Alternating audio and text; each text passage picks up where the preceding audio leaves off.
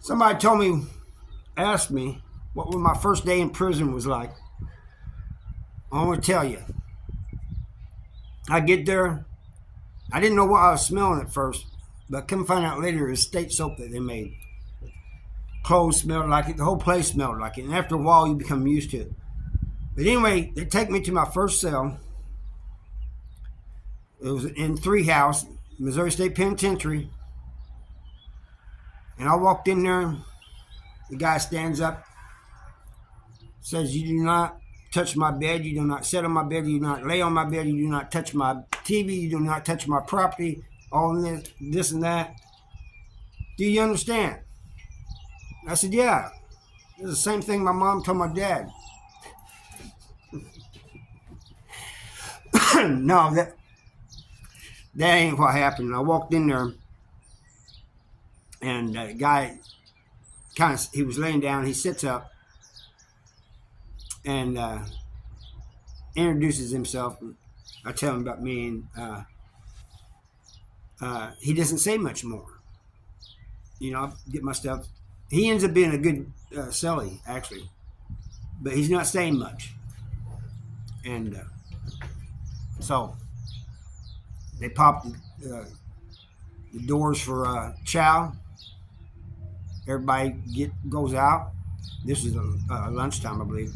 Lunch or supper, I can't remember. But he just takes off. He doesn't tell me anything. So I'm just following the crowd, and I get down there, and I sit on the wrong side. Back then, it's not like that now, but back then the black sat on one side and the white sat on the other side. They self-segregated. And in fact, whatever seat they sat in every day. But I sat on the wrong side, and I told the story. The black guy comes up and says, "Hey, sitting in my seat." So I just moved over, and he goes, "That's my partner's seat." He goes, "Let me tell you something. Your kind sits over there," and he points over to where all the whites was. Man, it seemed like every eye in the chow hall was on me. So I go over there, and I eventually find a seat, and then the guys told me, he said, "That's your seat, man.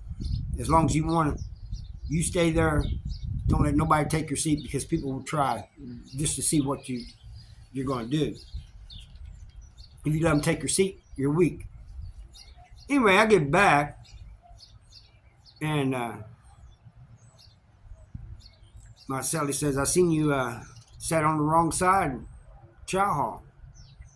I said, "Yeah." He just kind of chuckles. I said, "You could have said something." He goes, "I was just wanting to see what would happen." I said, "Oh, so you having fun?" He goes, "No, it's not that. I just wanted to see how you would respond to it." And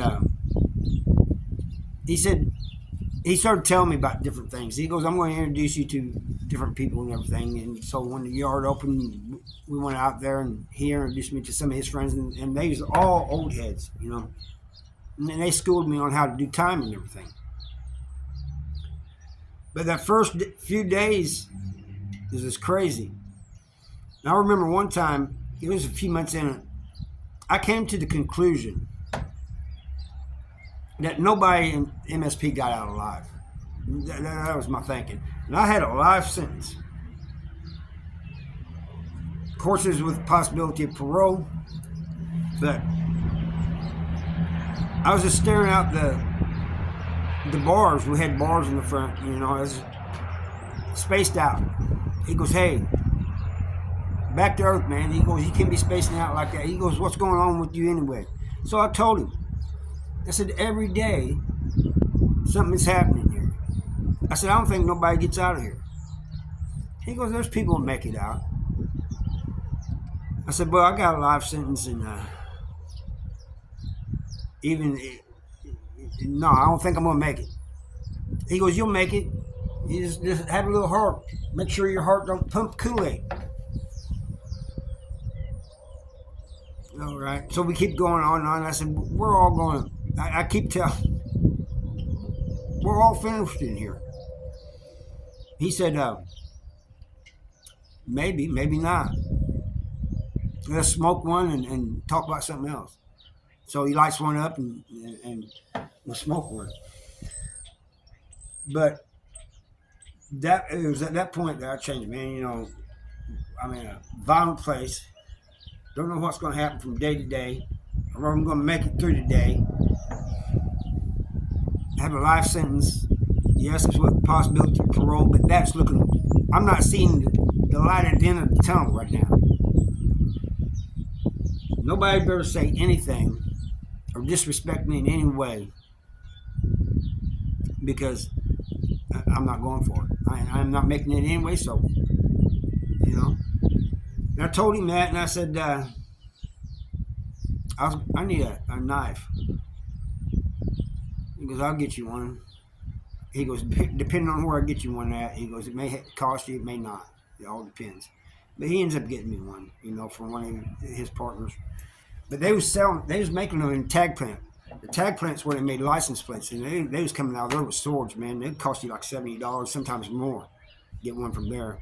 But he didn't get one from there. He got me a little 6-inch one, 7-inch, something like that. Anyway, those first few days, you know, after a while, you get to thinking.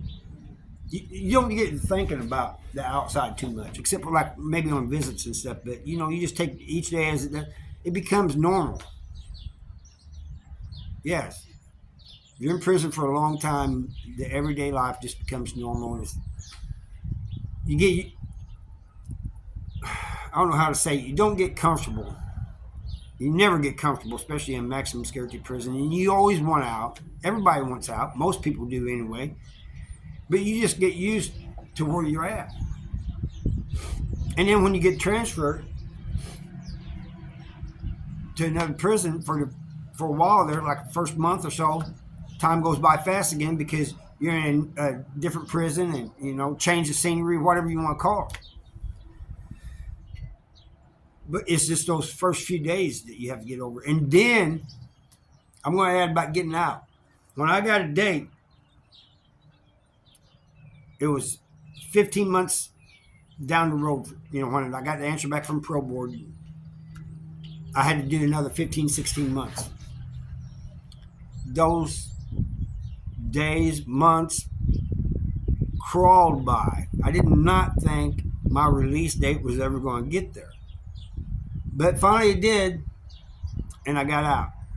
And I want to tell you something. Even though I was happy getting out, excited about getting out, you know, nervous, I was just about as scared getting out as when I went to prison. Can you believe that? It's true.